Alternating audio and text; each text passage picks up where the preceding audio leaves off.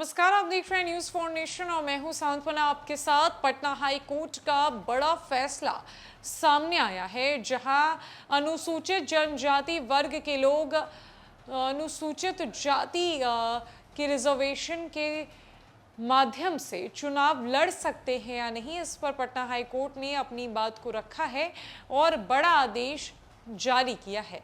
आखिरकार Patna high court का क्या कुछ कहना है, इस पूरे मामले के तहत जानते हैं। कोर्ट ने एक महत्वपूर्ण निर्णय में स्पष्ट किया है कि अनुसूचित जनजाति वर्ग के सदस्य अनुसूचित जाति के आरक्षित सीट पर चुनाव नहीं लड़ सकते। जस्टिस राजीव राय ने पश्चिम चंपारण जिला के कुलुआ चौतरवा ग्राम पंचायत के मुखिया पलक भारती की ओर से दायर अर्जी पर सुनवाई की। कोर्ट ने स्पष्ट किया कि जिस समुदाय के लिए सीट आरक्षित है, सिर्फ उसी वर्ग के सदस्य आरक्षित सीटों पर चुनाव लड़ सकते हैं। दरअसल अनुसूचित जनजाति वर्ग से आने वाली आवेदिका अनुसूचित जाति के लिए आरक्षित सीट पर चुनाव लड़ मुखिया बन गई।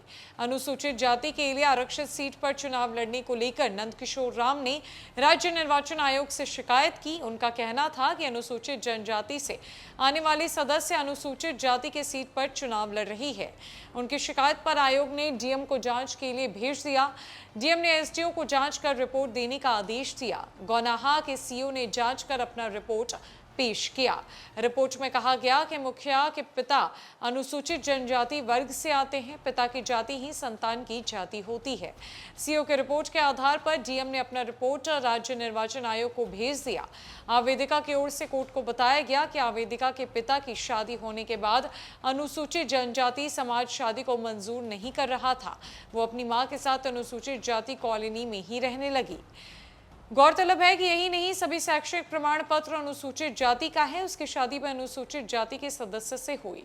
उसका कहना था कि आवेदिका अनुसूचित जाति से आती है। वहीं चुनाव आयोग के अधिवक्ता संजीव निकेश का कहना था कि जाति विवाद को लेकर कास्ट स्क्रूटनी कमेटी का गठन किया गया है।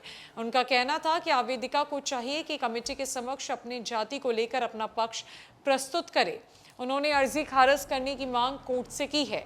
कोर्ट ने माना कि आवेदिका के पिता अनुसूचित जनजाति वर्ग से हैं, वहीं मां अनुसूचित जाति वर्ग की सदस्य है। प्राकृतिक रूप से उनके बच्चे पिता के जाति के होंगे। अनुसूचित जाति कॉलोनी में रहने से कोई अनुसूचित जाति का नहीं होगा।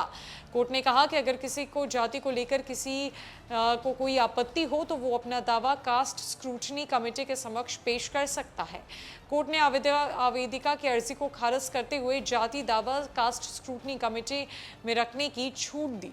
पटना हाई कोर्ट ने अनुसूचित जनजाति वर्ग और अनुसूचित जाति वर्ग को लेकर बड़ा आदेश जारी किया, जहां कोर्ट का ये साफ कहना है कि अनुसूचित जनजाति वर्ग का कोई भी व्यक्ति अनुसूचित जाति वर्ग की आरक्षित सीट पर किसी भी प्रकार का कोई चुनाव नहीं लड़ सकता। ये सरासर गलत है, असंवैधानिक है। एक तौर पर इस बाबत पटना हाई कोर्ट ने कहा कि कास्ट स्क्रूटनी कमेटी के समक्ष अपना पक्ष पेश कर सकते हैं कोई भी, अगर किसी को भी कास्ट को लेकर कोई आपत्ति हो तो। लेकिन इन दोनों वर्गों को लेकर पटना हाई कोर्ट ने अपना फैसला जारी करते हुए साफ साफ पूरी स्पष्टता सामने रखी थी।